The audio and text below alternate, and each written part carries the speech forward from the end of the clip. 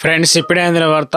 Assign భూములు సాదా బైనామా భూములు ఉంటాయి కదా, దీనిపైన గుడ్ న్యూస్ అయితే చెప్పినటువంటి సర్కారు సంక్రాంతి కానుకగా అంటూ లేటెస్ట్ అప్డేట్ అయితే రావడం జరిగిందండి.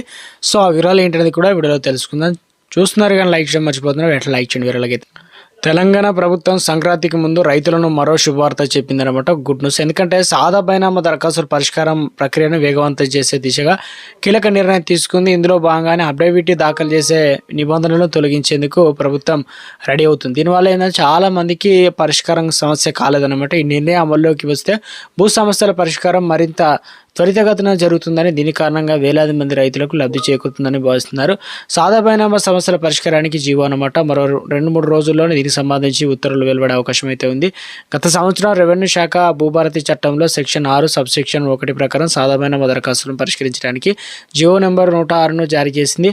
అయితే 2025 సెప్టెంబర్ 10న విడుదలైనటువంటి జీవోలో భూభారతి చట్టంలో లేని 3 అంశాలను చేర్చడం వల్ల అది వివాదానికి దారితీసిందనమాట. అఫిడవిట్ నిబంధనలతో పెద్ద ఆందోళన అయితే ఉందన్నమాట. ఇందులో భూమి అమ్మిన వ్యక్తి కూడా అఫిడవిట్ తప్పనిసరి తీసుకోవాలని, అది చాలా మందికి లేదు కాబట్టి నిబంధనల ప్రకారం జీవోలు అయితే ఉంది.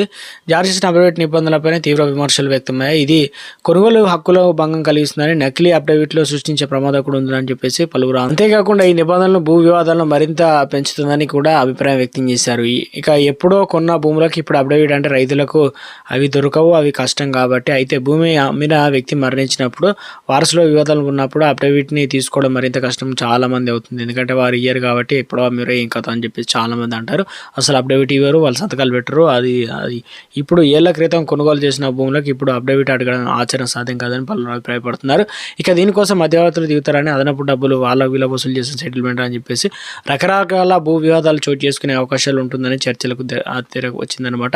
సో అఫిడవిట్ నిబంధనలు మినహాయించాలని నిర్ణయం. ఇక అఫిడవిట్ నిబంధనల భూమి అమ్మిన వ్యక్తి అడ్డం తిరిగితే కనుక న్యాయపరమైన చిక్కులు కూడా తలెత్తే అవకాశం అయితే ఉంది. కానీ పలువురు చెప్పడంతో మార్గదర్శనం నుంచి అఫిడవిట్ నిబంధనలు తొలగించాలని ప్రభుత్వం నిర్ణయించింది. రెవెన్యూ శాఖ అడ్వకేట్ జనరల్ నుంచి ప్రభుత్వ న్యాయ సలహా కోరగా అఫిడవిట్ను మినహాయించవచ్చు అని, అది తప్పనిసరి కాదని నిబంధనలు సవరిస్తూ మార్గదర్శకాలు సిద్ధం చేయడానికి CCLA చర్యలు చేపట్టిందనమాట. ఇక సాధారణ దరఖాస్తుల ప్రక్రియ సంక్రాంతికి ముందు శుభవార్త. ఎందుకంటే రాష్ట్ర వ్యాప్తంగా సుమారు సాధారణకు సంబంధించి మొత్తం 9,880,000 దరఖాస్తులు అందగా వీటిలో 9,05,166 మంది దరఖాస్తులు అధికార నోటీసులు అయితే ఇచ్చారు. అయితే వీటిలో చాలా అప్లికేషన్ అఫిడవిట్ సమర్పించుకోవడం తిరస్కరణ గురై.